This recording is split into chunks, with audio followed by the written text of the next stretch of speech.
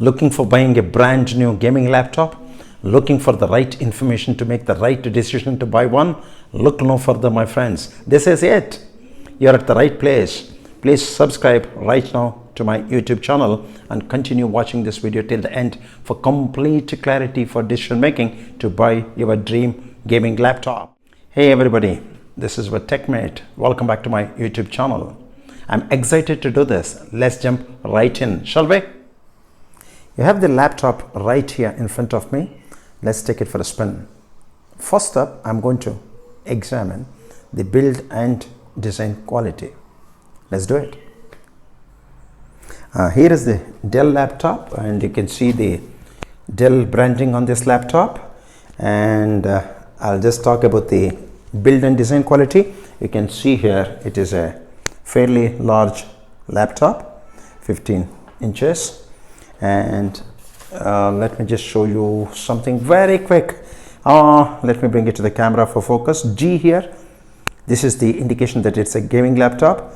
It has some plastic feel to it, maybe some good quality plastic, and the hinges here that you can see is pretty solid. And to get a sense of the thickness, one more time, you can see here at the end here it's pretty thick and bit of tapering down on the other side, but even then overall it is thick as compared to my MacBook Pro. I'll show you in a second the thickness of this compared with the MacBook Pro. So first up, I'll just flip this, and you can see what you notice here is like little less than half of the back here is covered with these vents, which is for dissipating the heat, and you can also see a lot more provisioning for heat dissipation. And you can flip this, and again you see some more vents here, and you can also see here. Then what else you want to look at here? Let's just see, just flipping it to get a 360-degree view of the laptop so that you will have the view from all angles. Yes, now let's examine some ports. So where you see G along the side, you have two USB ports which are fast in terms of the performance. And if I flip it to the bottom of this, hopefully it is in the camera captured well, I again see a Type-C port here, and you can see the USB 3.1, and you can see the HDMI port, and you will see the provisioning for plugging into the power source, and you see the vents here. So let us turn it a bit. On this side you see the provision to have your LAN plugged in jack, and you can see here 3.5 pin for audio, and here it is closing it pretty well, not an issue at all, pretty neatly done. Feels good in the hand, except that it feels heavy. This side you have two more ports, so there are plenty of USB ports, and you have one Type-C port. This could be for plugging into external monitors, or your Type-C drives you could plug in. You could also plug into HDMI port. You could have this displayed on some other devices as well. And another thing that I wanted to talk about, the hinges are very firm. Hinges are quite firm, but if I press it at the center around the area where you see the Dell logo, it feels slightly soft, and I can see it the travel actually. But if I do at the corners here, or here, you don't have that travel, but here, so you have to be a little careful in handling, so don't press it too hard.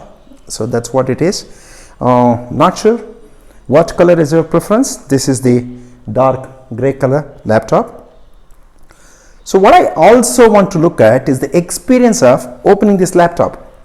For example, if you look at Mac, I could open my MacBook Pro with a single finger. Let me try if I am able to succeed with opening without any support. So I'm going to use my thumb finger on the left hand, and see this. Okay, there is a bit of wobble, so I need to support it a bit. Wow. So what you notice here is powering on. Also notice the keyboard. The layout is very good, and you can also see it is illuminated. So we'll talk about the tech specs. Let it power on. I'll talk more on the tech specs and details. As you can see, the laptop is sitting in dark, and I've deliberately done it this way, switching off the lights to give you a sense of the illumination of the keyboard. So I'm going to click so you can see the keyboard is illuminated. I shall increase it one more time. This is the maximum brightness. I want you to see it in proper darkness to get a feel for how bright the keyboard could be.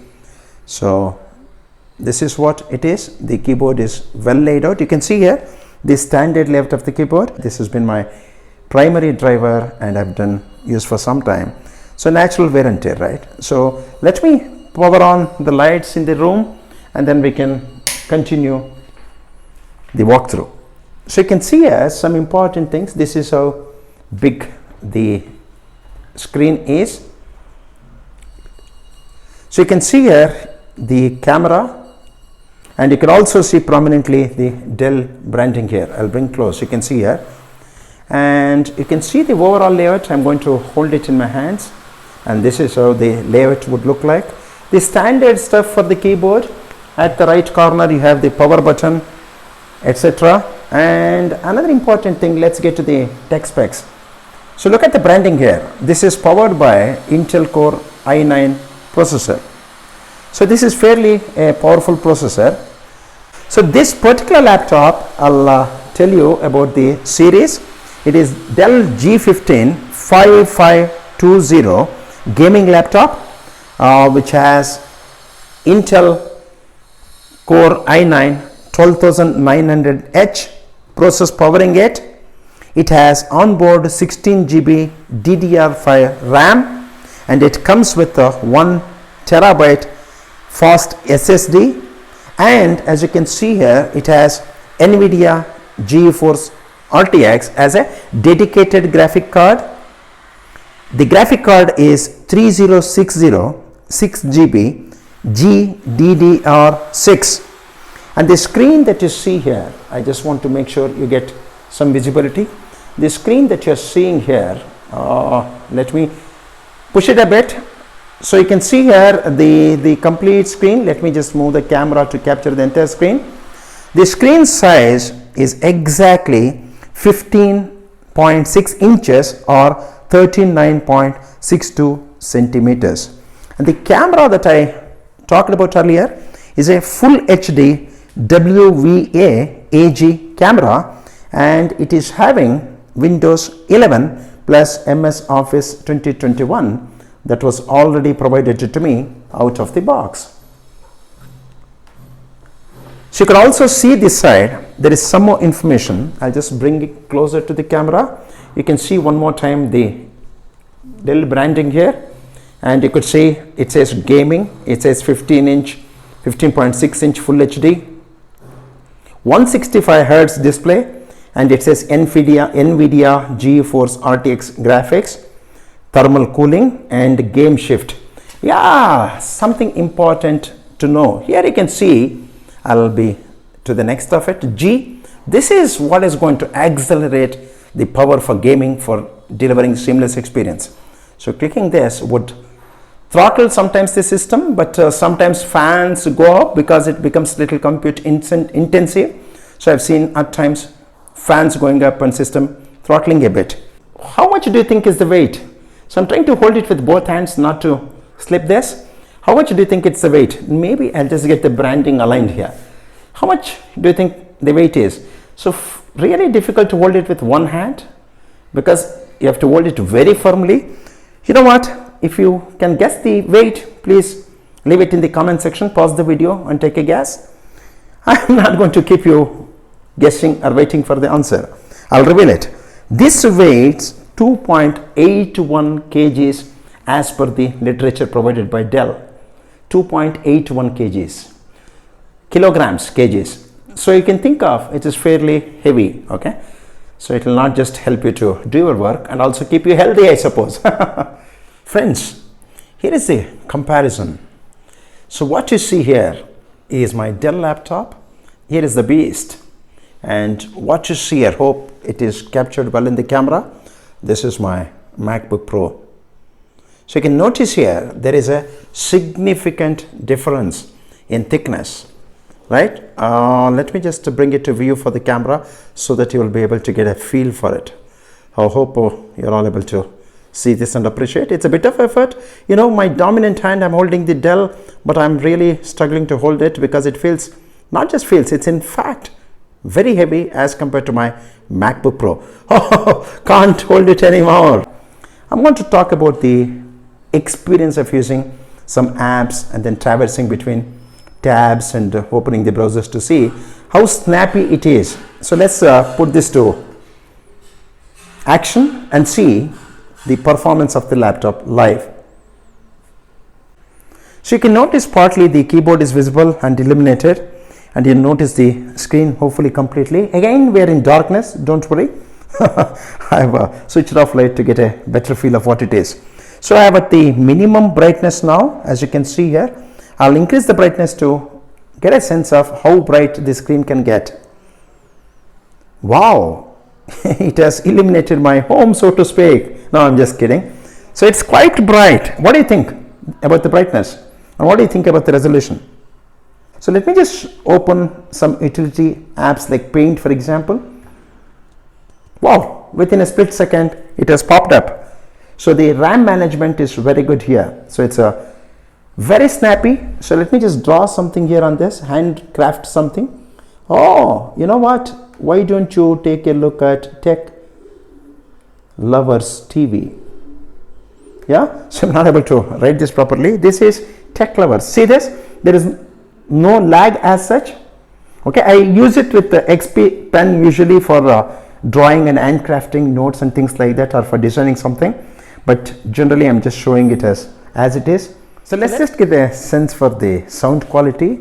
Let me play one of the videos on my YouTube channel, Tech Lovers TV. And by the way, friends, as we speak, if you have not subscribed or thinking about subscribing, this is the time to go ahead. Go ahead and subscribe right now, and please continue watching. So please hear for next few seconds the audio quality.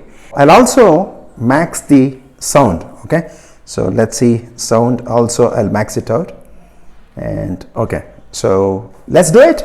Enjoy. And I want to list the set of devices that is supported for iPad OS 18. I paused the video. By the way, if you have not taken a look at the recent release on my channel, I think after this video, please don't forget to watch and then share it with your network and friends. So we've talked a lot about Apple Intelligence and the devices powered by Apple Intelligence now. Take a look at your convenience. You see on the left, this is the Dell laptop, and the video that you heard for the sound and what you watched is running natively on the Edge browser on Windows. So on the right, you see my MacBook Pro that I alluded to, and both of them have set to maximum brightness and maximum sound to make it even Stevens. The comparison is fair, and both of them have set to the same resolution. So please go ahead and enjoy watching the video on my MacBook Pro now. Just see how the sound is. Let me play the video. Install right away and then come back right in a bit. Here you go. Now my device is powered by iPad OS 18 Beta 1. I've paused the video. You have heard both the Dell i9 and the MacBook Pro.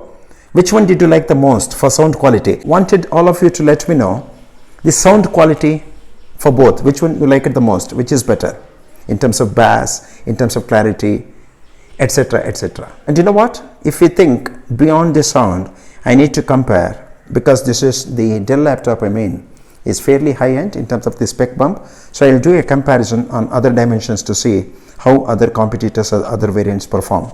So if you're interested, please let me know in the comments. I'm more than happy to take the laptops for a spin. Now coming to the pros and cons, I'm going to talk about positives first.